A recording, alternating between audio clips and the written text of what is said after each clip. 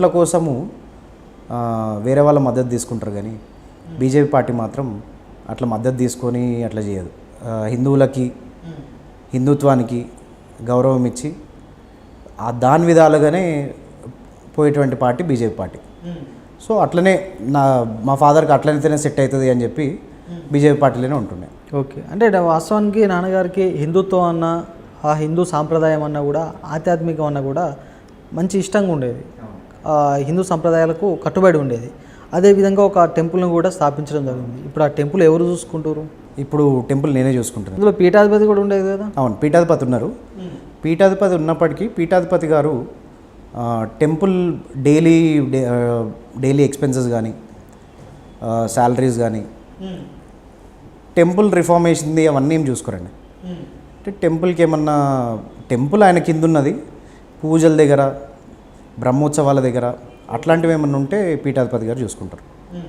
మిగతా కార్యక్రమాలు కానీ మిగతా మెయింటెనెన్స్ మొత్తం ఎవరు చూసుకుంటారు? నేనే చూసుకుంటాను. వంగ మధుసూదన్ రెడ్డి గారు టెంపుల్ పేరుతోటి చందాలు వసూలు చేసేదన్న విమర్శలు కూడా చేసేది, అది వాస్తవేనా? టెంపుల్ పేరుతోటి చందాలు అంటే అప్పుడు మా ఫాదర్ ఉన్నప్పుడు కూడా చెప్పారు వాళ్ళకి, నేను పక్కకు జరుగుతా, ఓ సంవత్సరం మీరు చైర్మన్ ఉండండి, చైర్మన్ ఉండి టెంపుల్కి ఆదాయం ఎట్లొస్తుంది, టెంపుల్ ఎక్స్పెన్సెస్ ఎట్లున్నాయి మీరు చూడండి, దాంట్లో నుంచి ఏమన్నా తీయగలిగేటట్టుందా లేకపోతే జేబుల నుంచే పెట్టేటట్టుందా చేయండి అంటే ఎవరు ముందుకు రాలేదు. తడి బట్ట కాల్చి వేయడమంటారు చూడండి, అట్లాంటివి బేస్లెస్ అక్యూజేషన్స్ అంతే.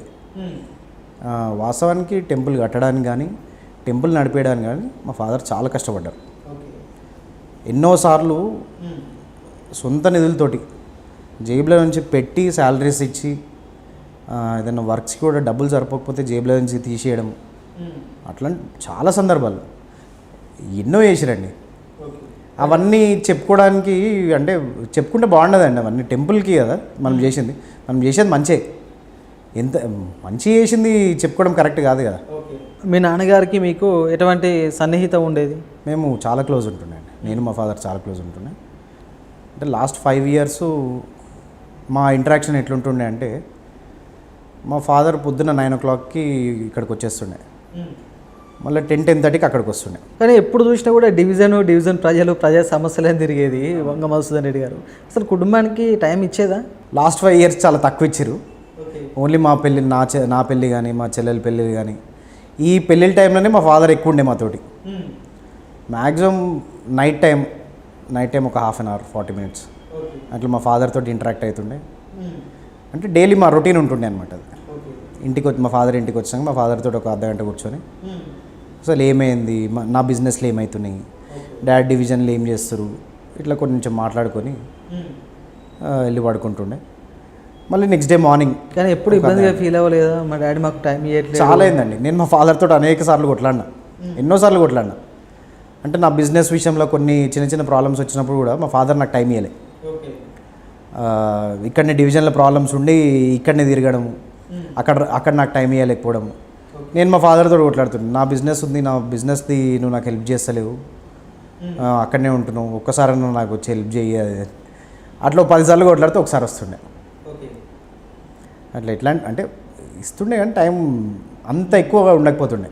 అంటే అది ప్రస్తుతం జిహెచ్ఎంసీ అయినా ఒక డివిజన్ అయినా కూడా దాని ఒక పాత విలేజ్ లాగా చూసేది. అవునండి. మా ఇల్లు ఉండేది కూడా ఓల్డ్ విలేజ్లో ఉంటుంది. అంటే మా ఫాదరు మా ఫోర్స్ పైన మేము అక్కడ జూబ్లీహిల్స్కి మూవ్ అయినాం. మనసు మొత్తం ఇక్కడనే ఉంటుండే, పొద్దున్న లేసి ఇక్కడనే. నైట్ మా ఫాదర్ ఇక్కడ ఉంటారు అంటే మా ఫాదర్కి అదో ఎగ్జైట్మెంట్ ఉంటుండే.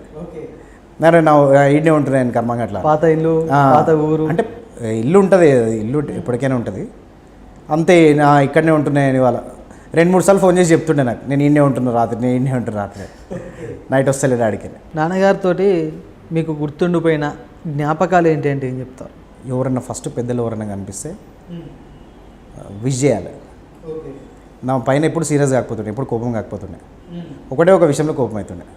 నేను మంచిగా చదవకపోయినా కోపం కాకపోతుండే, కానీ ఒకటే ఒక విషయంలో ఎవరన్నా పెద్దలు వచ్చినప్పుడు విష్ చేయకపోతే చాలా సీరియస్ అవుతుండే.